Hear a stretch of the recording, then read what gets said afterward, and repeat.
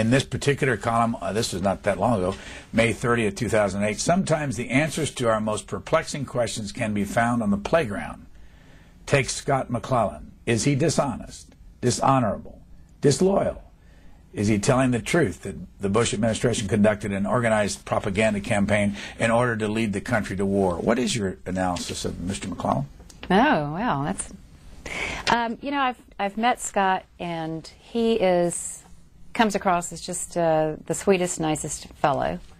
I took great umbrage at this, primarily because whether if he sat in those meetings where evidence was being trumped up and people are actually dying and never so much as cleared his throat or raised an eyebrow, which is what I'm told by everyone in the White House, then I think that he is guilty of something much greater than whatever he presents to the public in this book.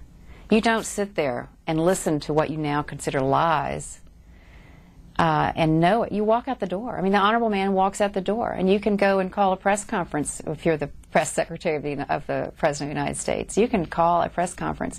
You can walk out and get a book contract that day, but you don't sit through it for years and years and then say, well, I think I'll go get a book contract and, you know, present basically my notes that I've taken all these years knowing that these people were doing wrong. So I simply don't trust a person like that.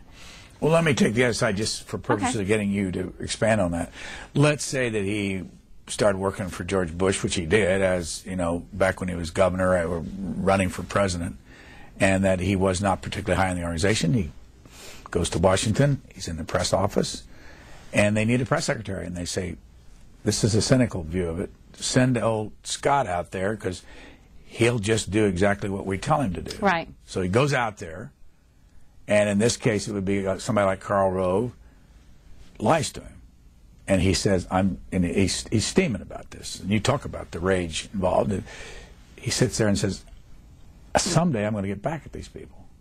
Well, that's fine, but you don't do that if people are going to be killed by your inaction.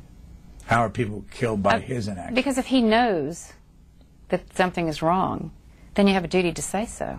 Do you think? I mean, we all respond, we all react and depend on the quality of the information, and we make our decisions accordingly.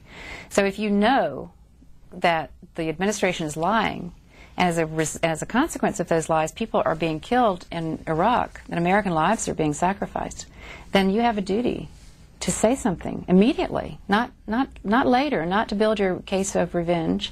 We can all understand that human emotion, but I think the stakes are way too high here for that kind of biding one's time. What was your reaction to the media coverage of the book in general? Did it get as much as it deserved, or should it have gotten less? Oh, I think it got plenty of attention, and I suspect that Scott is going to have a long career around his book. I think he did very well, didn't he?